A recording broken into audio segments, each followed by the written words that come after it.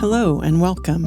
This is the Zen community of Oregon, making the teachings of the Buddha Dharma accessible to support your practice. New episodes air every week.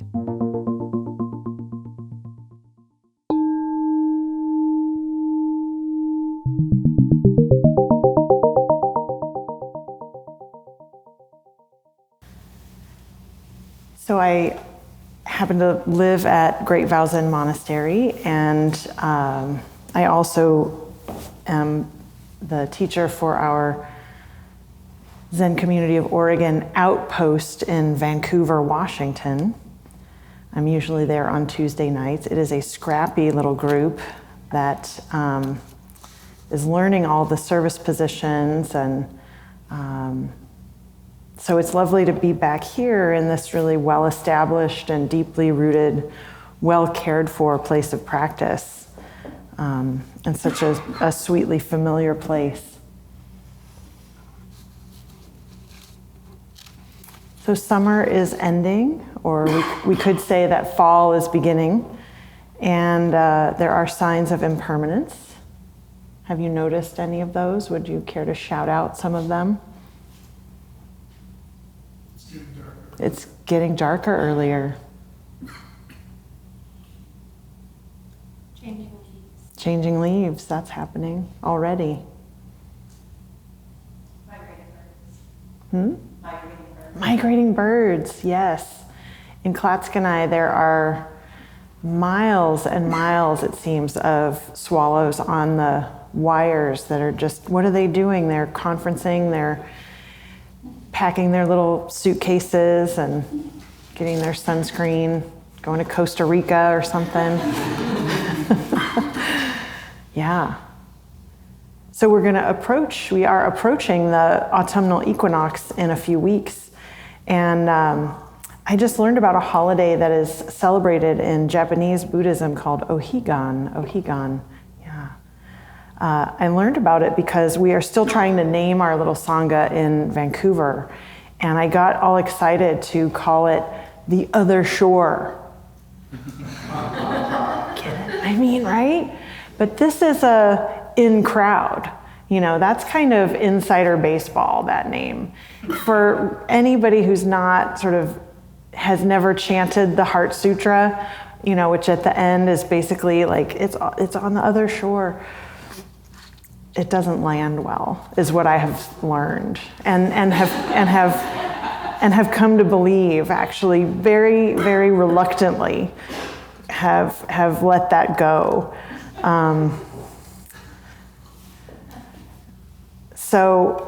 But in the process, I learned that the word Higan, you know, is the Japanese pronunciation of the Chinese translation of the Sanskrit term paramita. And this word means paramita, or perfections, and we'll talk about the list of the 6 paramitas. This word also means the other shore. And so Ohigan is celebrated on the equinoxes, a time that is, you know, the equal day and night, right in the middle of things. Movement from one season to another. And it's also celebrated as a time to honor the ancestors. So it's a time to focus on these paramitas and to honor the ancestors. The paramitas being, does anybody want to shout those out, those of you who might know them? Not a quiz or anything, it's okay. Generosity. Patience. Ethical conduct. Diligence. Meditation, and wisdom. Yes. So it's also celebrated on 3 days on either side of the equinox. So for a whole week, you can sort of land yourself in Ohigan. So maybe you can celebrate it here somehow. It'll be September 22nd is the equinox, then September 24th would be the Wednesday in the shadow of it. So I kind of fell in love with the whole thing about Ohigan. And one way I was looking at Ohigan is that it seems to have these elements that represent kind of like past, present, and future. So our ancestors being our inheritance, everything that has come before now, And then presently, what do we do with this inheritance? What we do, how that shapes our life, how that shapes our experience and our whole world. And then how taking the vows and practicing the paramitas shapes and cultivates what then is to come, how things then come to be. When we strengthen our intention to be of benefit, to bring benefit to others, these are the seeds that are then planted in the universe. So then this formulation led me to look at karma, which is sometimes defined as the truth that actions have results. So all of this is kind of this, I'm still in the introduction of this talk, which should be kind of scary. I don't want to talk this long, because I really want to hear from you. There's a lot of wisdom in this room. I just want to set it up, but I'm afraid I might talk too long probably. So what I do want to talk about tonight is karma and set up some options for discussion there. Not just about how our actions have results, but what comes before those actions. That would be our intentions. And there's actions and results, and what follows those results. This is something called our dispositions, or our propensities, which is a great word, I think. How do the paramitas come in? And how can we adopt these as our motives, as our propensities? So karma is a big topic, and I do not pretend to know all the way down to the bottom. But it's one worth studying, it's one worth looking at, it's worth opening up all of our own direct experience with these truths. Karma means action, and when we pay attention, we can see that what we do matters. What we do matters. We inherit the actions of our ancestors, and that's all of the ancestors, anybody who's ever lived on this planet, and all of the beings, we inherit this world. And when we look, we can see that what they did matters. So we could just, by logic, extend that to ourselves. We can just see it if we look. And then that implies, and we can observe that, also see if it's true, that we are the future ancestors, are we not? So understanding karma, perhaps a way to understand what we do, maybe why we practice. What is the relationship there? And the question I always like to ask is, how do I want to be, or how do you want to be? We can't know what the future will hold, but given whatever is put in front of us, how do I want to meet this life? So maybe you've all seen the bumper sticker about karma, that it's a bitch or something, or karma. Is that? It's far beyond that, but there is that tendency to misunderstand it and oversimplify it, that it's very linear. If you do good things will happen to you. And if you do bad things, then bad things will happen to you. But we already know, we've probably experienced, that bad things do happen to good people and vice versa. And this even assumes that there are such, good and bad people, which is not actually aligned with the teachings either. Or that karma has some kind of inherent justice in it. Like you must have done something really bad in a past life for this bad thing to happen to you now. There's some idea of deserving. And this isn't how karma is presented in the teachings either. There's examples even of a serial killer in the Buddhist time. His name was Angulimala. And he was named that a mala is a mala necklace. And Angul is sort of the root, it means fingers. He would murder people and cut off their fingers and make it into a necklace, this guy. And he became enlightened, or he committed to the priesthood, to being one of the Buddha's disciples when he met the Buddha. He was about to kill the Buddha. The Buddha stopped him and he was transformed. But nothing happened to him. Nothing bad happened to him as a result of all of this, other than when he went on alms rounds, people jeered at him and threw stuff at him, but that was about it. So there's no sort of like ultimate justice in the teachings either. And there's a formulation too that there are kind of three parts of karma. There's the seeds, the conditions for growth, and then the fruit of karma, which is really kind of an elegant formation and one that is helpful. Sometimes called the storehouse consciousness, and that can be applied to our individual sort of storehouse of seeds, but it can also apply to our collective storehouse of seeds that, given the right conditions, lots of things can emerge. So our propensities are a result of all that has happened and all that has happened to us, how we understand it, what we think, what we feel, all of our habits. These are our propensities, our seeds that are wholesome, seeds that are unwholesome. They're all stored in there. Wherever there is, whatever there is. It's not a place even. It's something we all can't help but share. So what happens when the conditions are right for seeds to sprout and grow? What happens when these seeds may get watered by the circumstances of the world? They may be seeds of anger based on past experience. My first retreat, my very first retreat was a silent retreat at Brighton Bush Hot Springs. So it was super chill and very easy. And like anytime you got uncomfortable, you could just go in the hot tub. Like, highly recommend.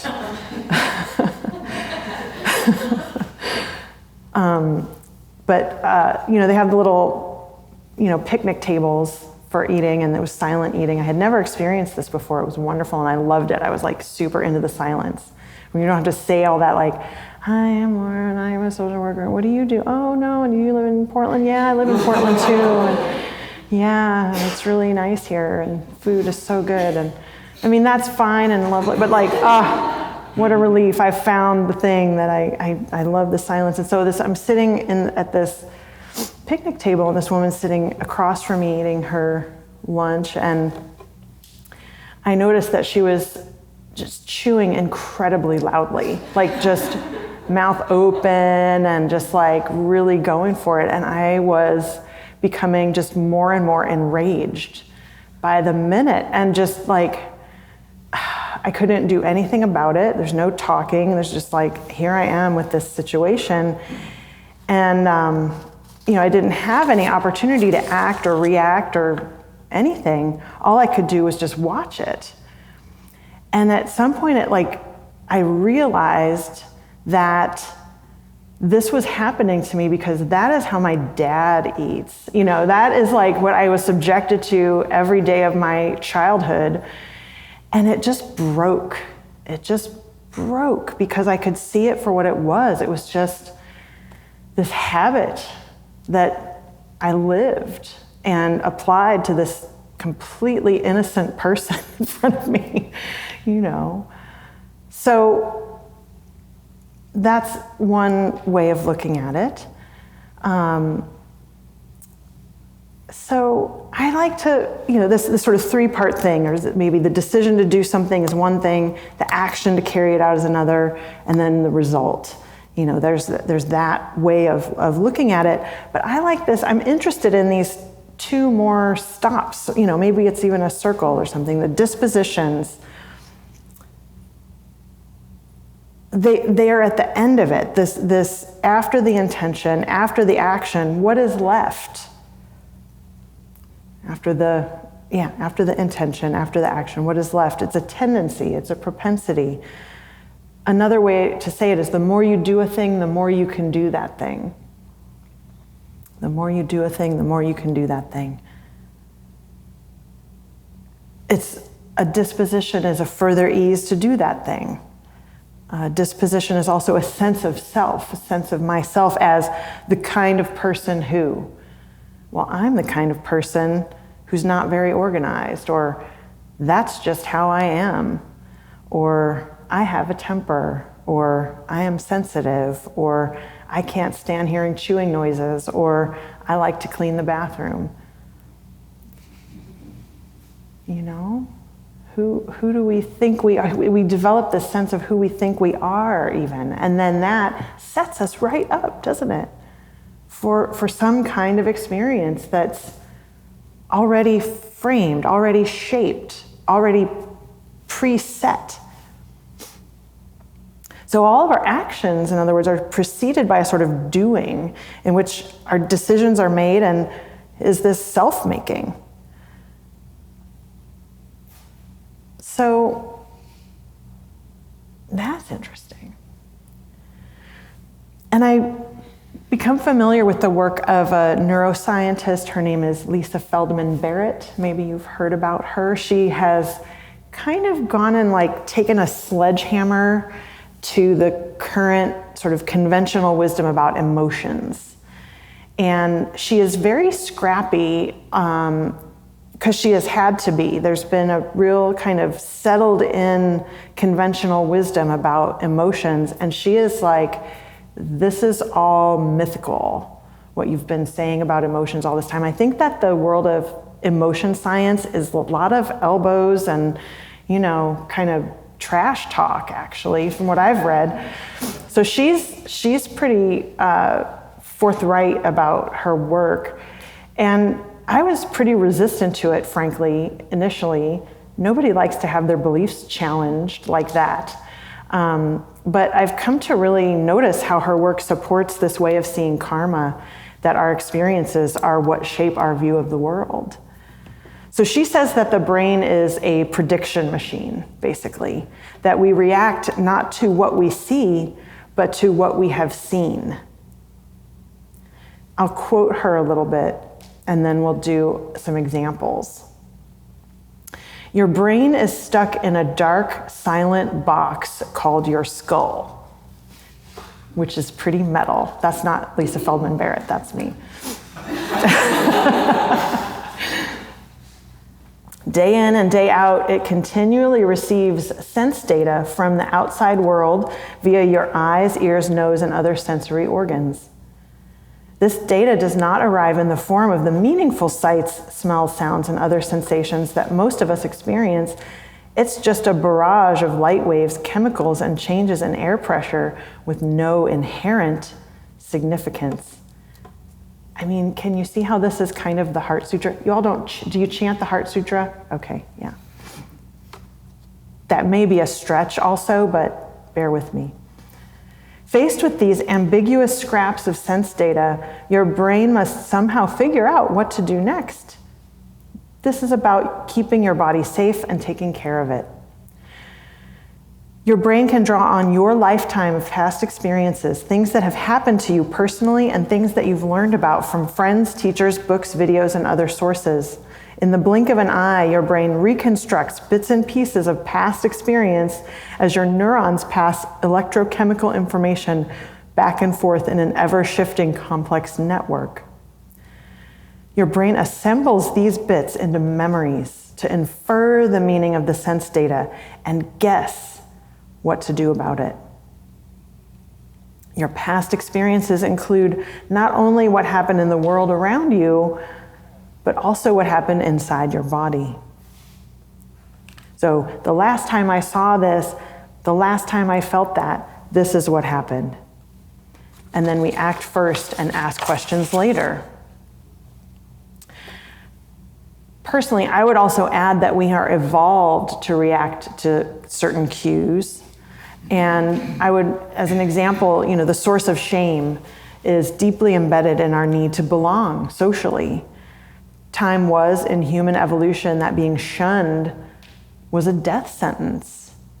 And so our radar for what does everybody think of me? Am I doing the right thing? Am I going to be accepted? Do I belong here? Am I being left out? that is a survival mechanism, and it's hardwired, and it's not wrong or bad or shameful. It's what has allowed us to evolve as a species, these sensitive abilities that we have. And the pain of feeling disconnection or shame, some brain scientists say that and I don't love the sort of brain lighting up science, kind of making it real, but it apparently lights up the same places as physical pain, which I think is really interesting. So that feeling when you come to a Zen temple and you're not quite sure what you're supposed to do or how to be, that's really uncomfortable. Maybe you remember that. And the Buddha even told a story about, walking down the road and seeing something undulating in front of you and jumping back and realizing it's just a rope. Who hasn't done that? And that's just so that sometimes it's wise to act first and ask questions later. All right, so as promised, the exercises, the examples of what we're talking about here. I'm going to show you some pictures, and I'd like you to tell me what you see. Can you see this? I don't know. I know the Zoomers might have trouble. And if you've ever seen this, I've given this talk a couple places. Maybe you've seen it. Don't give it away. But go ahead and shout out just what's your brain telling you this is? Tree. Dandelion. What else? Bird. Sun. Very good. All right, thank you. I will tell you what they really are in a moment. How about this? Faucet. A pig's tail. A pig's tail. Yeah, there's some agreement in there. Yes. Anything? Worm. A worm. Fantastic. Thank you. Last one.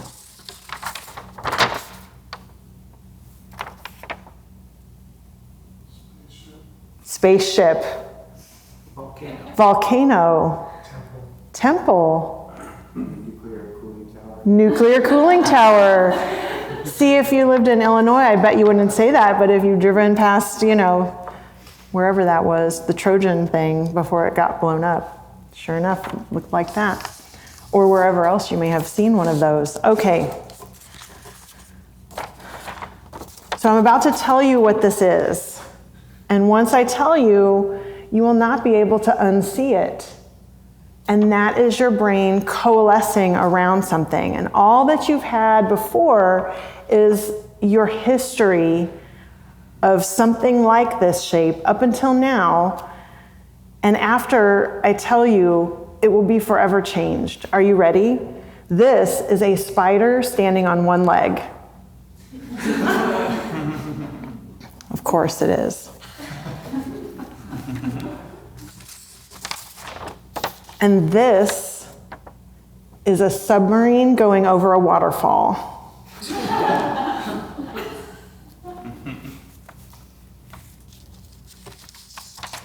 And this is the view from a skier about to go down a ramp into an adoring crowd of spectators. Yeah. Shall we check and see if we're forever changed? I think we are. Yeah. Of course that's a spider, duh. So what Lisa Feldman Barrett says is the lines and blobs haven't changed, you have. So when the conditions come together to water some of these seeds that are already there, they ripen and our propensities emerged to be strengthened. We tend to assume that we see true objective reality through the senses, and that our mind and we are responding to this reality. But in fact, it seems like we are really just perceiving a world that is determined by our habits of emotion, perception, and thought, held in this storehouse of consciousness and limited by our experiences. Maybe you are aware that the same piece of news can bring up completely different responses in different people? Absolutely. Different people have different reactions to snow, to rain, to sun, to heat, to cold, to flowers. We are all living in different worlds. But there is freedom. There is freedom. What if we cultivated specific seeds in our storehouse consciousness? What if we planted seeds of generosity, ethical conduct, diligence, patience, meditation, and wisdom? Can we entrain our motives and shift our propensities in this direction? So I noticed, and I'll just share one more example before I close here and open up the space here.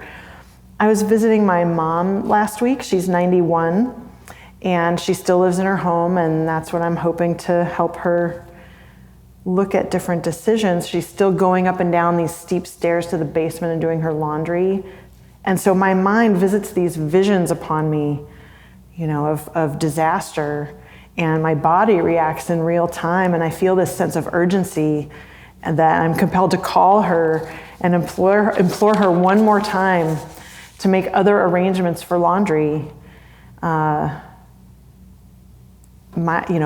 best problem-solving efforts, which is my go-to, that they have been thwarted. And maybe in just my telling of this, your problem-solving mind has become activated too, or maybe your feelings or thoughts or things. You can notice that we can get hijacked by this process. I certainly can, and that's my mom. So I can take actions that may be appropriate, need to be taken, and then what can I do after that? I need to let it go. I need to acknowledge that the karma of this moment, this situation, is much bigger than me. And whenever I want her, or whenever I want anyone else to be different than they are, I suffer. And sometimes I incite suffering in her too. I'm sure she doesn't want me to be badgering her about this either. Can I instead be generous to her? I have said my piece, and can I be generous, making room for her own freedom and her own self-determination?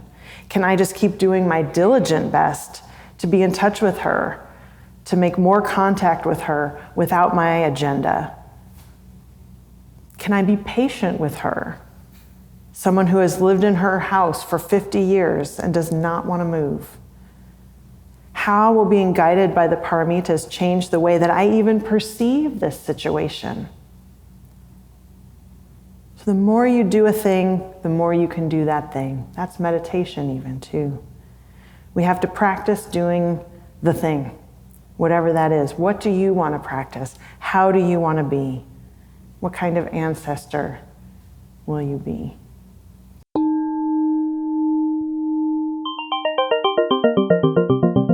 Thank you for listening to the Zen Community of Oregon podcast, and thank you for your practice. New episodes air every week.